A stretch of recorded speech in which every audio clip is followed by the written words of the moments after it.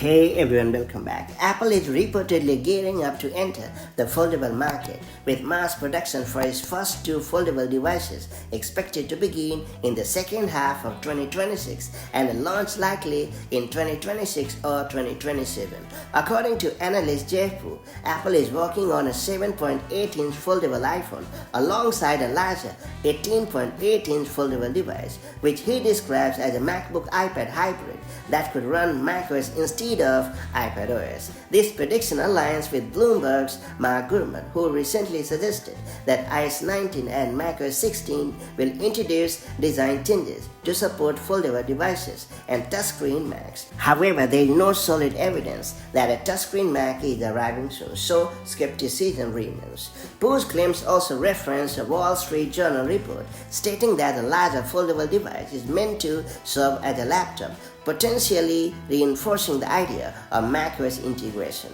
While nothing is confirmed yet, the prospect of a foldable iPhone and a touchscreen Mac is certainly intriguing, and that's about it.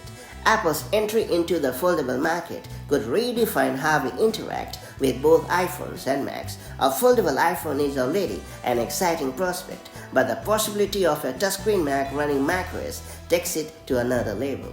That said, would you be interested in an Apple foldable? Let us know your thoughts in the comment section below. And as always, like, share, and do subscribe for more updates. And I'll catch you in the next one.